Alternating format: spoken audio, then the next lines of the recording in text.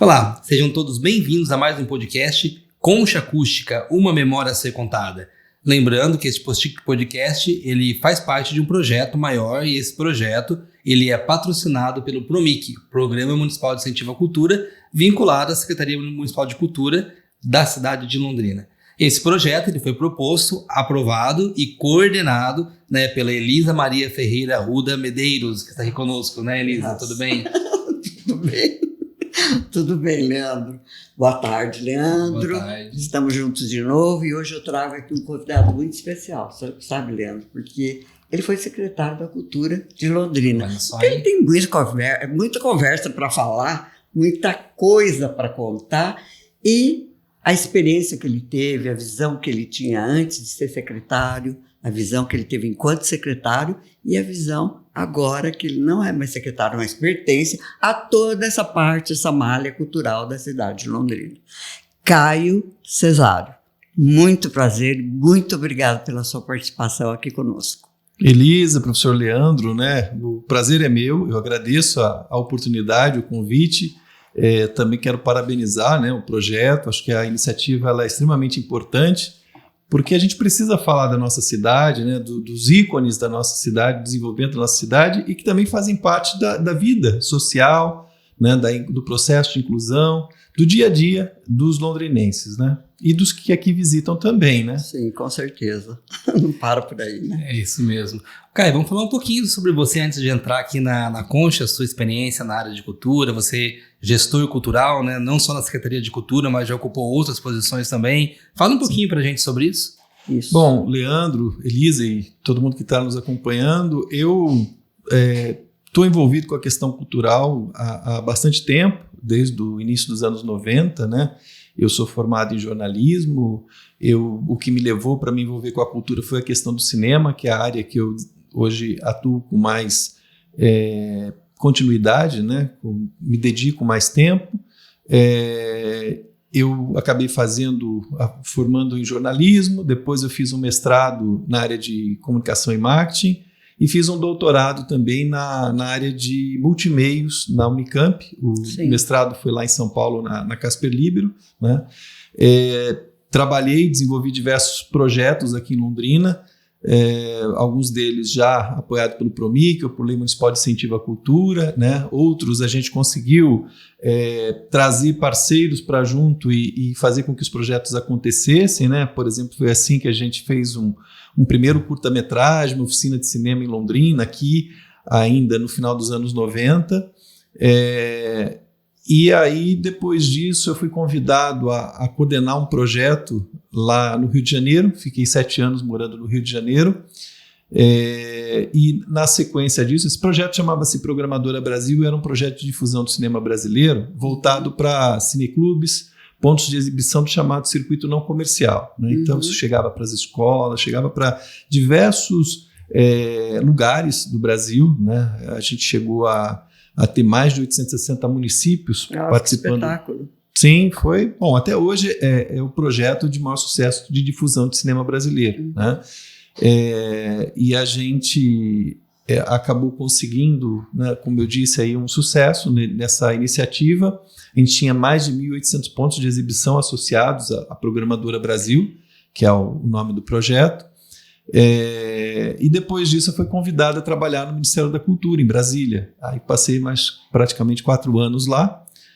E lá eu atuei coordenando a área de editais da Secretaria do Audiovisual do Ministério da Cultura. Então a gente lançou lá os editais exclusivamente voltados à produção de mulheres, um edital de produção voltado a realizadores negros, a questão dos indígenas também ali a gente começou.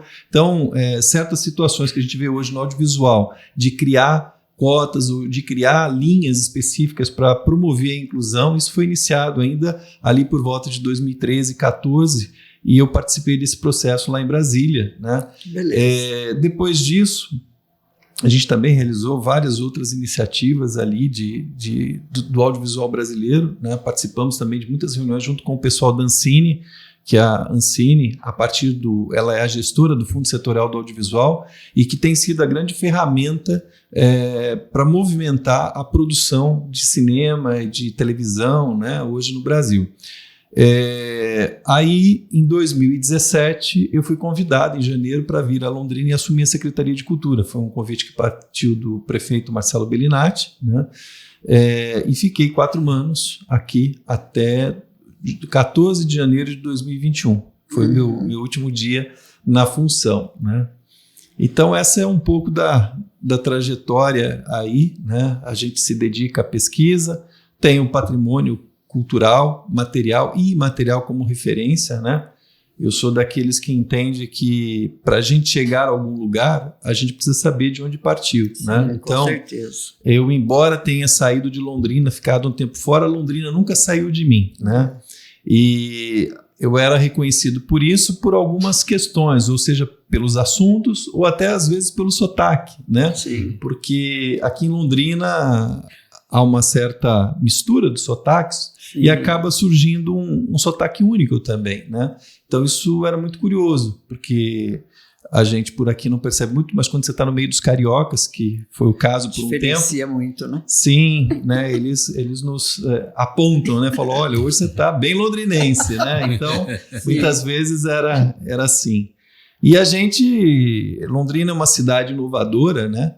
Então, a gente sempre levou isso para frente, né? Por exemplo, no tempo que eu estive no Rio de Janeiro, a gente participou, foi um dos primeiros a falar sobre economia criativa lá no Rio de Janeiro, numa iniciativa do sistema da Firjan, né, que é a Federação das Indústrias do Rio de Janeiro.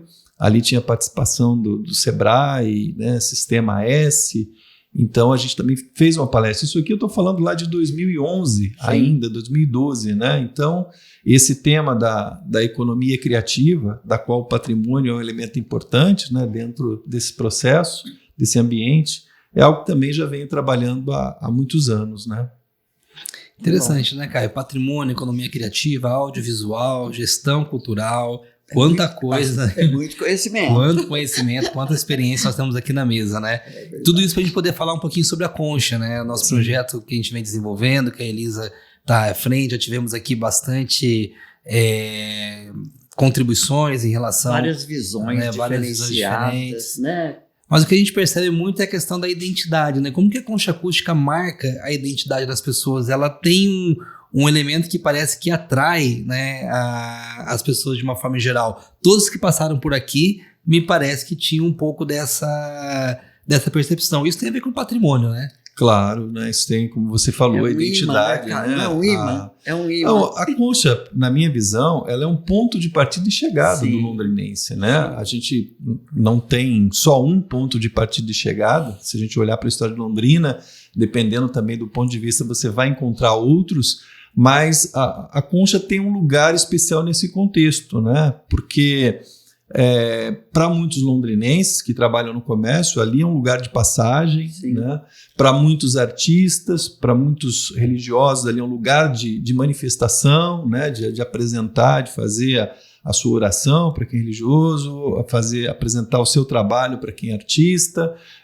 No campo político também, diversas manifestações políticas ali aconteceram, né? Então, quando a gente recupera essa história da Concha, a gente percebe o quanto ela faz parte da rotina da cidade, né, do londrinense, e também o quanto ela atrai a atenção daqueles que vêm, dos viajantes, né, daqueles que vêm de fora, dos turistas, porque ela tem uma... Eu acho que, para mim, o elemento que mais marca a Concha Acústica, eu sempre costumo comentar isso, né? Ali na cena Duas Souza Naves, passa assim ônibus, né? Uhum. Todo dia, toda hora, são caminhões que passam, que iam fazer entrega no mercado que tinha ali e agora já não tem mais, ou nos outros estabelecimentos comerciais, e aquela Concha Acústica eu não vejo um trincado. Não, né? Tem mesmo. Então a gente sabe de construções mais recentes que sempre aparece aqui um trincadinho aqui, um ali, mas a gente não vê isso ali, né? Então, para mim isso é quase algo sobrenatural, né? Isso mostra uma força não só física, mas também simbólica, né? Que a Concha tem, né? Ela representa, com seu formato ali de meia-lua, né? Ela acaba também indo para o imaginário, porque a gente tem uma série de textos, né, que a gente, para guardar na nossa cabeça, para buscar, a gente busca como uma imagem. Sim. E a concha acaba muitas vezes sendo isso, né? Então, quando eu assumi a Secretaria de Cultura, a concha estava para fazer 60 anos, né? Ela fez, isso foi em 1º de maio de 2017. Né? Então, nós fizemos uma movimentação ali, né, Elisa, junto a outros moradores, para a gente recuperar um pouco mais, para cuidar. Estava muito abandonado na época, né? É assim, né, Elisa? Se não tem a ocupação... tem um abandono. Acaba tendo o inverso disso, Sim, né? Com certeza. Então, eu vejo, e também sempre falei isso, para mim, a concha acústica, ela é o quintal, né? O jardim de todos que moram ali, né, no entorno. Sempre você é uma moradora fervorosa ali apaixonada pela concha. Tanto que eu decidi escrever, porque eu queria conhecer a história. Sim. Aliás, fiquei apaixonada mesmo pela concha. Durante a tua gestão, você atendia a gente muito bem, a gente ia lá e conversava sobre aquilo e queria entender um pouco da cultura, do que estava acontecendo em Londrina. Sim. Então foi apaixonante. E para mim está sendo conhecimento adquirido muito importante, porque a história a ser contada, que foi contada e que está sendo relida para mim, Sim, com uma visão emotiva, entendeu? Então. Não é uma visão de jornalista, não é uma visão de cineasta, não é uma visão... É uma visão emotiva de uma moradora que se apaixonou pelo local. Eu vejo assim, o que você está dizendo é que é uma visão cidadã, né? É de alguém que está ali no dia a dia, que se depara com aquilo, que estabeleceu uma relação, que tem memórias, né? Eu posso te dizer, eu nem sou daqui, eu não sou londrinense, eu não sou paranaense, eu sou paulista. Sim. Você chegou aqui quando, Elisa? Eu cheguei em 97, vim de mudança porque meu filho ia estudar aqui na universidade. Sim. E vim de mudança e morei em alguns lugares, mas gostei do centro e passei a conhecer o centro e passei a descobrir coisas muito importantes no centro. O bosque era diferente, Sim. Tinha caminhada, eu fazia todas as caminhadas, todos os dias, às tardes, via o sol se pôr. Então, era assim, uma imagem muito bonita. E foi aquela luta, né, de muitas coisas que aconteceram. Dos pombos, né, que deram trabalho, dão até hoje. Então, da concha sendo ocupada por outras pessoas, né?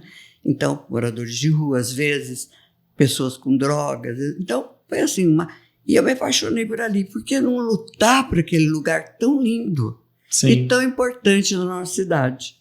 E é algo que, se cada um der um pouquinho, né, não fica muito pesado para quem, né, ali está. Né? Na verdade, é um entendimento de um processo de cidadania mesmo, né, de trabalho coletivo. Né? Eu me lembro que meu pai, né, a gente morava numa casa, num bairro aqui da cidade, na região leste, e era muito comum ele, de tempos em tempos, partir lá para frente da calçada e retirar aquela terra que se acumula no meio-fio, um matinho aqui, ali, né? Então, assim, e a gente percebe que as pessoas, porque a vida também foi mudando muito, né? Muito. Então, eu estou falando do meu pai hoje é uma pessoa, né? O senhor Brás Cesar, hoje ele tem os seus 83 anos, também tem uma outra rotina, mas a gente teve um tempo onde as pessoas cuidavam para além do portão da sua casa. Sim, né? Cuidavam da varriam as cidade. calçadas, tiraram os matos, os lixos. Né? Era tudo tão diferente, era uma visão de, sei lá, E era um natural. Compartilhar Sim. de uma vida comunitária. Era, inclusive às vezes se fazia isso do vizinho, né? Sim. Então, ou se juntava com os vizinhos e cuidava da rua, cuidava da praça do bairro, né? E hoje a gente tem mais uma situação de entender muitas vezes que isso é um problema da prefeitura, né? Olha, eu já pago os meus impostos, então a prefeitura que resolva, né? É claro que a prefeitura tem a sua responsabilidade, o seu papel nisso, mas é a gente como cidadão que também muitas vezes dá o tom de como essa atuação do poder público caminha, né? E você acha que isso tem a ver com a educação, Caio? Como você vê esse cuidado, por exemplo, a concha, né? Sim. Leandro, Isso. o cuidado da concha, através de uma educação que vem dos nossos filhos pequenininhos, apresentando o local, mostrando o local, não sei, um conhecimento, ou passar a imagem de algo tão lindo, tão bem feito, com estrutura tão firme, tão sólida, sim, tão persistente, para uma criança que vai crescendo e vai tomando uma visão diferenciada daquele monumento maravilhoso que está ali. Sim, claro. Eu tenho uma visão que ela é um pouco polêmica sobre essa questão de cultura e educação, né? Para mim, a cultura ela está num lugar mais amplo, né? Ela está, eu diria até que acima da educação formal. Sim. Porque a educação formal que existe no Brasil, ela é diferente do que existe nos Estados Unidos, na Europa, na Argentina, enfim, em outros lugares. E até mesmo há diferenças do ensino formal que tem aqui na região sul do Brasil com aquilo que tem no Nordeste ou no Norte do Brasil. Né? Por quê? Porque tem um impacto das questões culturais, do modo de vida, das condições geográficas, climáticas, etc. Né? Então, a minha percepção e o meu entendimento e a minha defesa é de que a gente precisa ter consciência sobre essa questão da cultural para que a gente possa, inclusive, ter processos mais efetivos de educação. Né? Então, porque assim, a educação formal hoje também ela é um desafio muito grande para os gestores e para os professores. Né? Há um conteúdo bastante... muita coisa para ensinar num tempo X ali, né, que é o ano letivo. Então, também não sobram espaços, lugares para esse complemento. Né? Mas também eu acho que a gente precisa rever algumas coisas, né, dentro desse olhar, porque ainda hoje, né, a gente também tem uma mudança de vida muito radical por parte das famílias. Né? Hoje os pais, as mães trabalham, né, aquela coisa toda. Então, muitas vezes, a família acaba terceirizando para a escola a educação dos filhos, né? Porque a gente costuma dizer muito que a gente aprende em casa, com os pais, né? Então, você também tem uma situação de sociedade, eu não estou aqui dizendo se é problema de A ou de B, sim, mas é uma situação que a gente vê, né, acontecendo aí, né?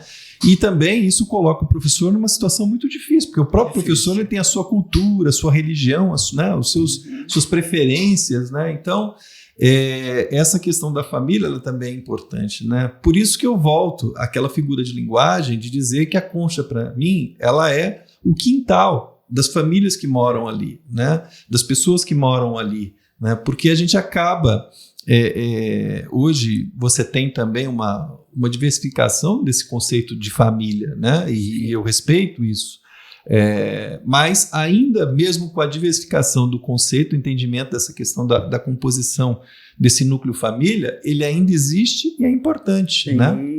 Então, eu olho, quando estive na Secretaria de Cultura, procurei, né, a gente teve uma série de desafios, eu tomei como uma premissa o diálogo, sempre dialogando com todas as partes envolvidas.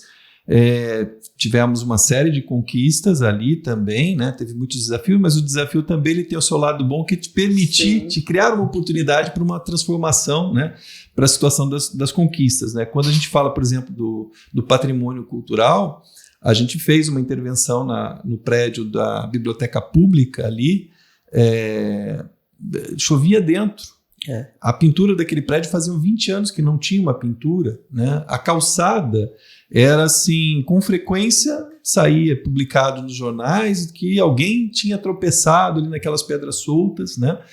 Então a gente conseguiu ali, quando eu falo a gente, com apoio dos servidores, com apoio do prefeito, da Câmara, enfim, de todos dos moradores, né, também que nos ajudaram a reivindicar isso.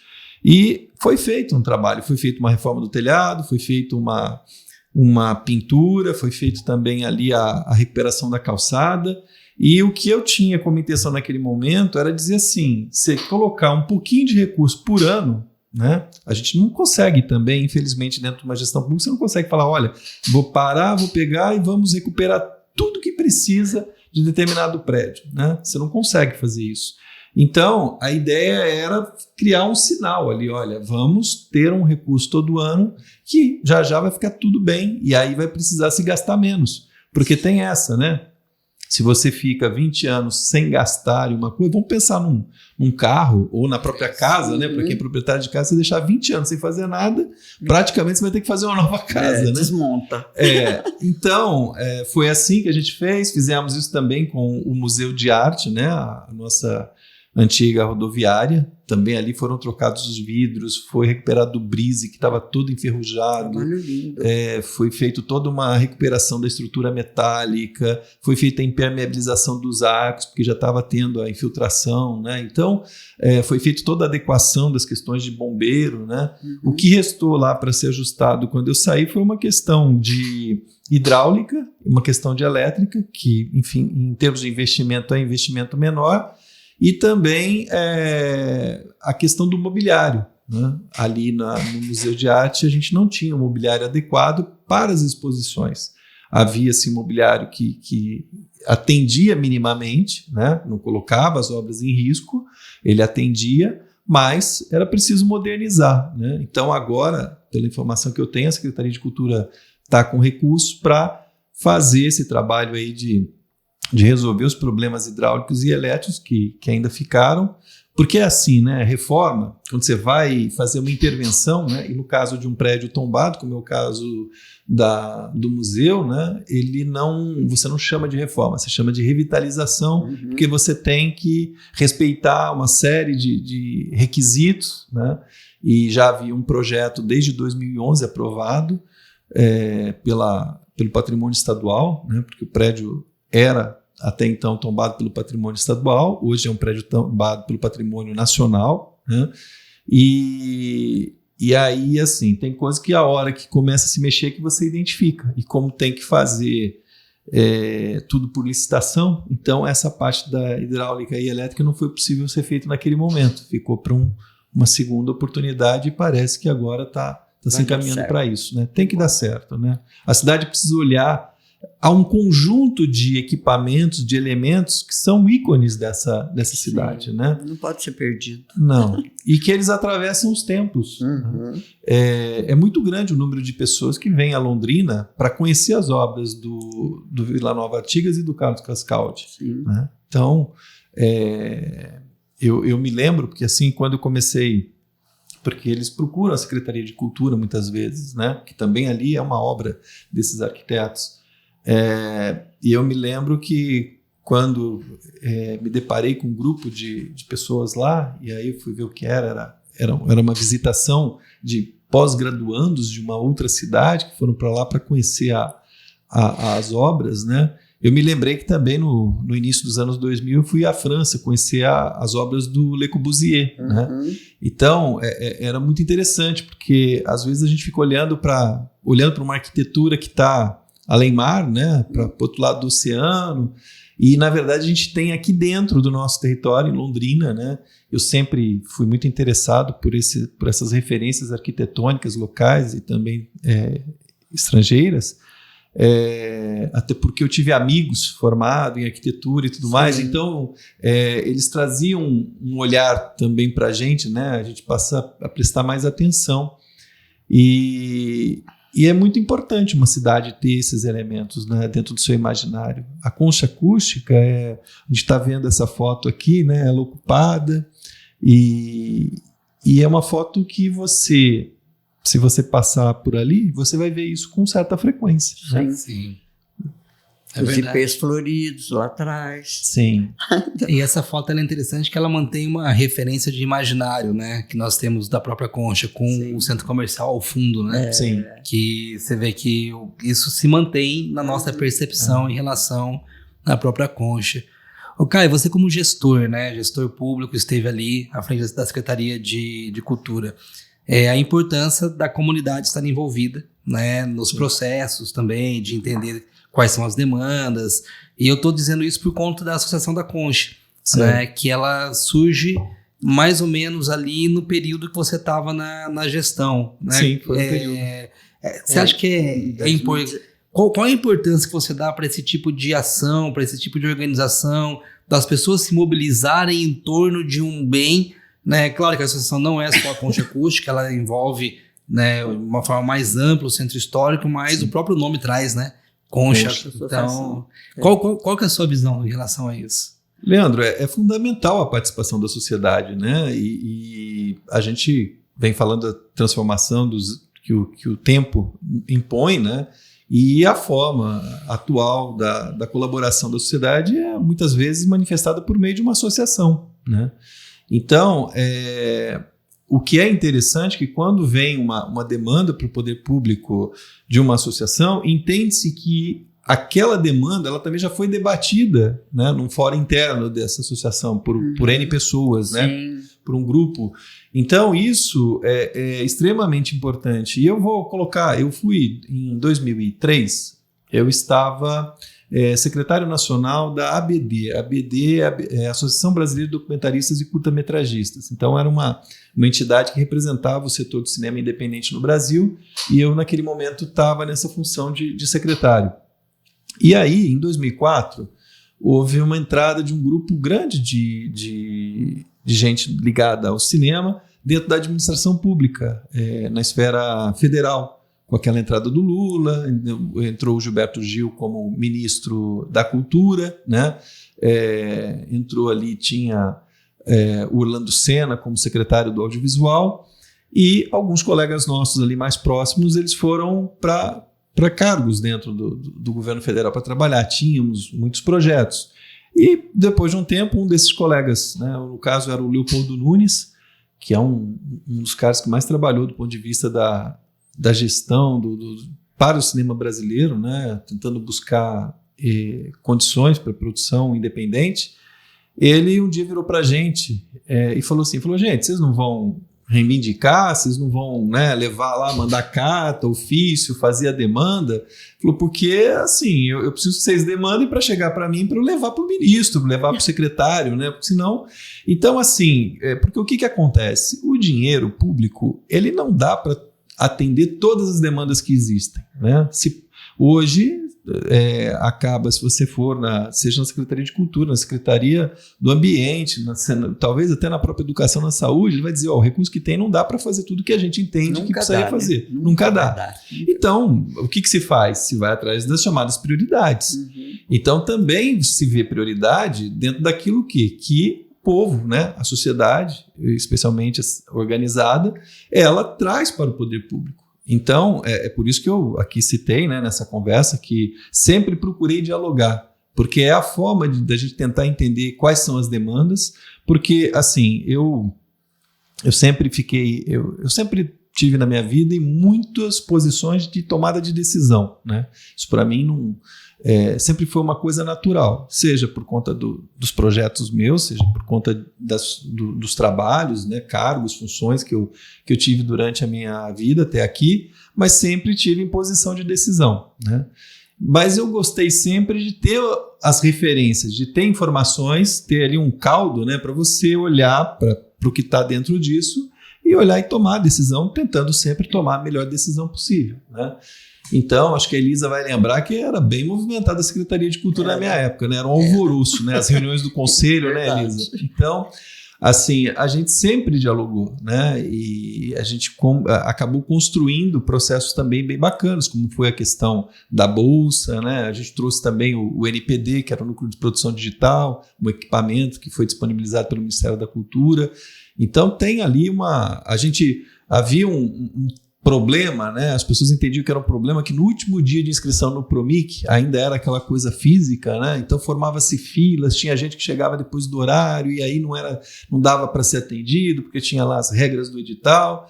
Então a gente também ali colocou a questão da inscrição online, né?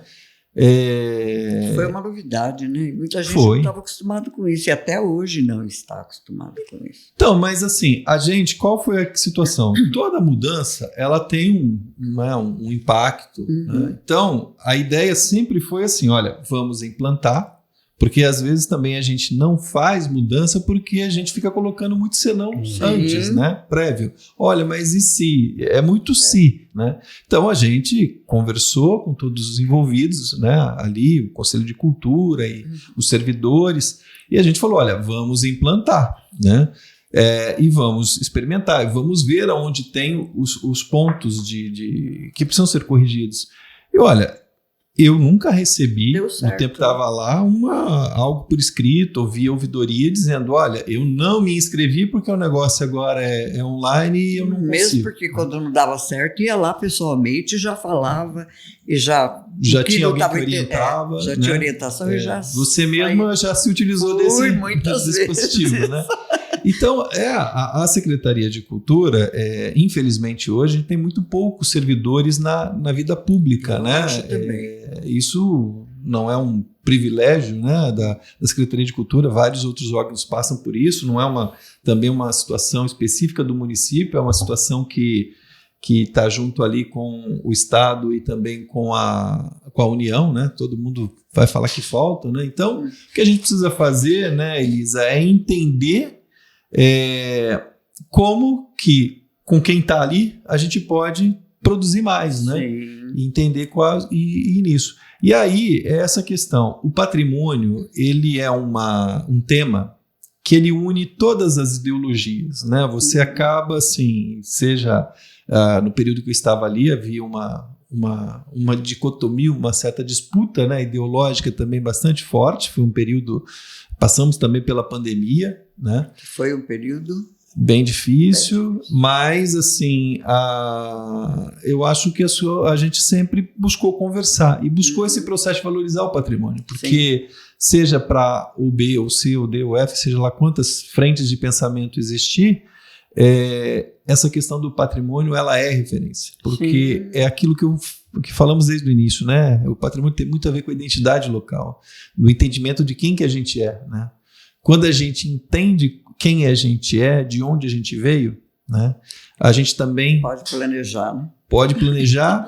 E eu, assim, falei agora das questões de tomada de decisão, né? Eu sempre que me encontrei em momentos de tomar das decisões mais difíceis, sempre uma coisa que foi importante para tomar a decisão foi lembrar de onde eu vim.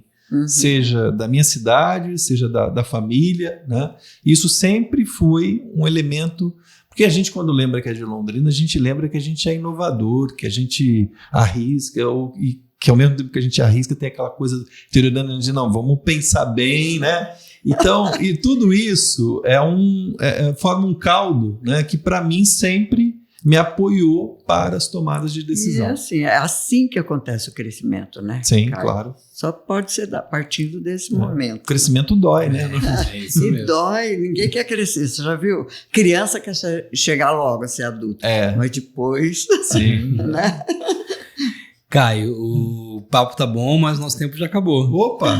Então, Que pena, né, que Caio? pena, né? Foi um prazer. Uma pena que é tão curto o tempo e a gente tem tanta coisa para falar e conversar. Vamos precisar marcar outra, né? Isso mesmo. Isso aí. Eu só queria, né, encerrar aqui a minha participação falando do seguinte: nós temos no município um instrumento, né, de preservação dos nossos bens patrimoniais, da esfera material e imaterial, que é uma lei de preservação local.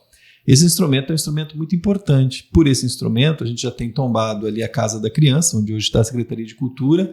A gente tem também o Fórum, né, que hoje é a Biblioteca Pública. Sim.